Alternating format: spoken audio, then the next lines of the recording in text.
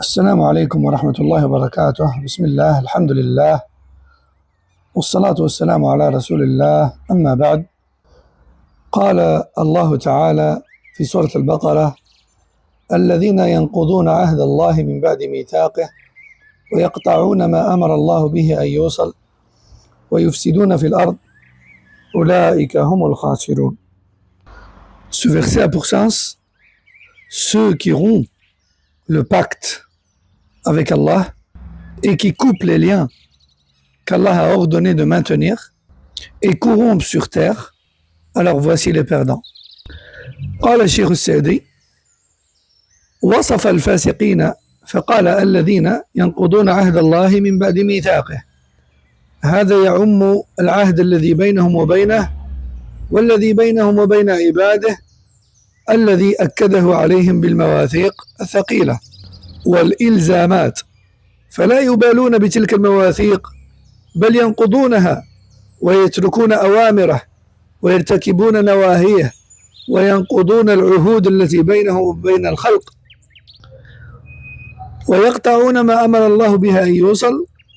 وهذا يدخل فيه أشياء كثيرة، فإن الله أمرنا أن نصل ما بيننا وبينه بالإيمان به والقيام بعبوديته، وما بيننا وبين رسوله صلى الله عليه وسلم بالإيمان به ومحبته وتعزيره والقيام بحقوقه، وما بيننا وبين الوالدين والأقارب والأصحاب وسائر الخلق بالقيام بتلك الحقوق التي أمر الله أن نصلها.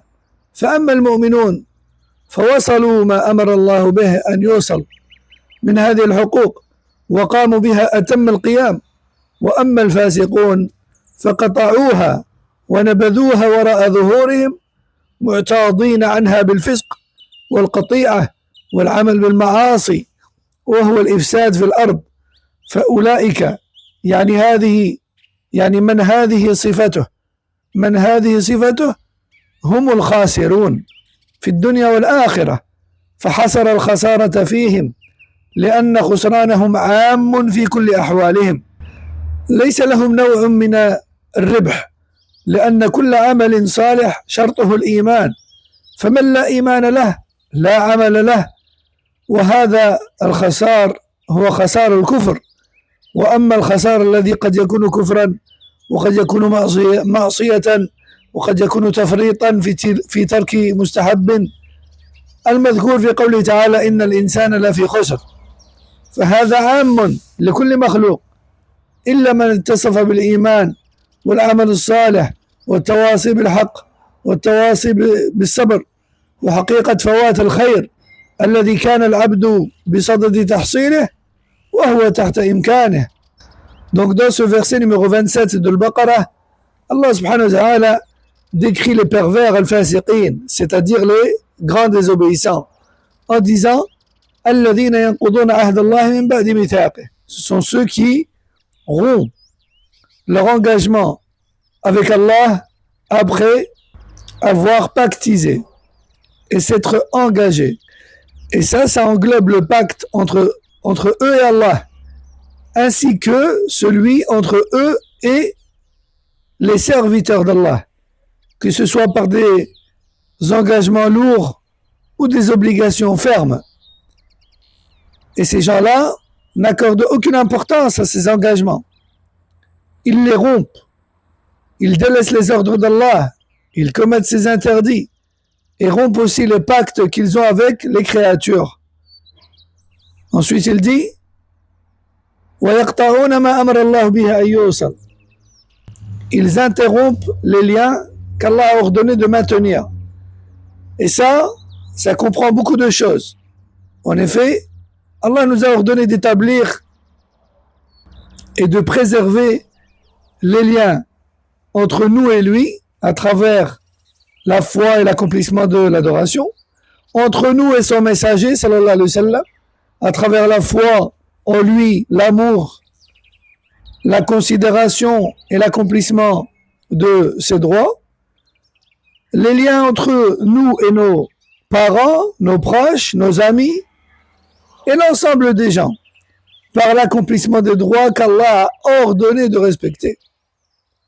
Et les croyants, eux, eh bien, ils maintiennent ces liens qu'Allah a ordonné d'entretenir et s'en acquittent parfaitement. Quant aux pervers et les grands désobéissants, eh bien, ils les rompent, les rejettent derrière leur dos, les troquant contre la perversité et la désobéissance et la rupture des liens et les péchés. Et ça, en soi, eh bien, c'est la corruption sur terre, en fait. Oulaïka, c'est-à-dire ceux qui possèdent ces caractéristiques-là, eh bien, humul khasirun, ce sont eux les véritables perdants, ici-bas et dans l'au-delà. Et qu'Allah nous guide et nous en préserve. Et cette perte, eh bien, elle est entièrement concentrée sur eux, parce que leur perte est totale dans toutes leurs affaires, sans aucun gain. Tout acte vertueux a pour condition la foi. Or, celui qui n'a pas de foi n'a pas d'œuvre valable. Et cette perte, c'est celle qui est liée à la mécréance, le kufr. Quant à la perte qui peut être parfois une mécréance, et à d'autres moments, elle est un péché, ou encore un manquement par rapport à un acte recommandé, eh bien, c'est justement la perte qui est mentionnée dans Surat Al-Asr. L'être humain est certes en perdition. Ça, c'est général pour toutes les créatures. Sauf celui qui se distingue par quoi? Les 4 choses qui sont dans Surat Al-Asr. La foi, les bonnes œuvres, la recommandation mutuelle de la vérité et la recommandation mutuelle de la patience. ثم قال تعالى كيف تكفرون بالله وكنتم أمواتا فأحياكم ثم يميتكم ثم يحييكم ثم إليه ترجعون. Comment pouvez-vous mécroire en Allah alors que vous étiez mort et néant et vous a donné vie, puis il vous redonnera la mort et c'est vers lui que vous retournerez. فهذا استفهام بمعنى التعجب والتوبيخ والإنكار. يعني كيف يحصل منكم الكفر بالله الذي خلقكم من العدم وأنعم عليكم بأصناف النعم ثم يميتكم عند استكمال آجالكم ويجازيكم في القبور ثم يحييكم بعد البعث والنشور ثم إليه ترجعون فيجازيكم الجزاء الأوفى فإذا كنتم في تصرفه وتدبيره وبره وتحت أوامره الدينية ومن بعد ذلك تحت دينه الجزائي أفيليق بكم أن تكفروا به وهل هذا إلا جهل عظيم وسفه وحماقة بل الذي يليق بكم أن تؤمنوا به وتتقوه وتشكروه وتخافوا عذابه وترجوا ثوابه. Ensuite Allah Jalla wa Ala dit dans le verset 28 ce qui a pour sens.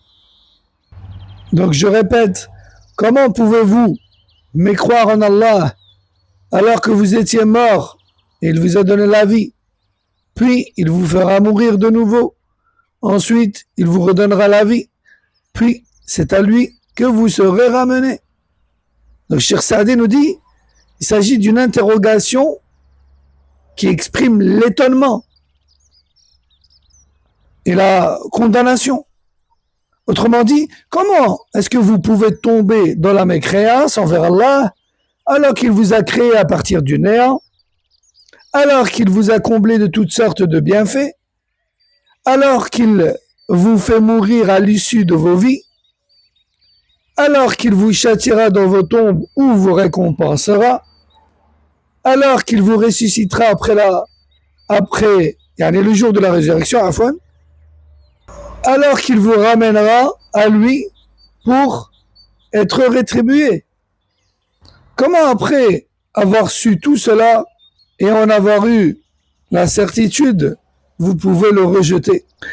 Donc, si vous êtes sous son pouvoir, soumis à sa gestion, bénéficiaire de ses bienfaits, sujet à ses commandements religieux ici-bas, et placé ensuite sous son jugement dans l'au-delà, est-ce convenable, dans ces conditions-là, de mécroire en lui, subhanahu wa ta'ala? Cela n'est-il pas une manifestation de l'ignorance la plus flagrante, d'un égarement profond? et d'une absurdité totale. Or, ce qui conviendrait réellement, c'est que vous croyez en lui, que vous le craigniez, que vous l'en remerciez, que vous le redoutiez et que vous espériez sa récompense. Subhanahu wa ta'ala. فهذا والله أعلم وصلى الله وسلم على نبينا محمد وعلى آله وصحبه أجمعين.